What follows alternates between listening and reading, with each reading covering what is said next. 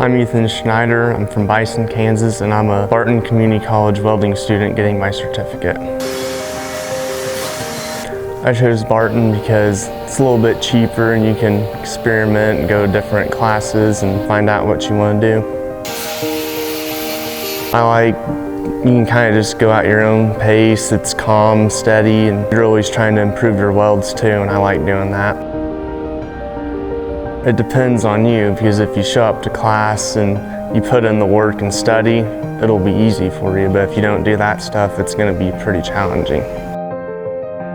Oh yeah, he's a really good teacher. If you have a question, he'll help you. If you're having troubles with your welds, he'll tell you how to improve them, and he just really helps out a lot and makes it easy.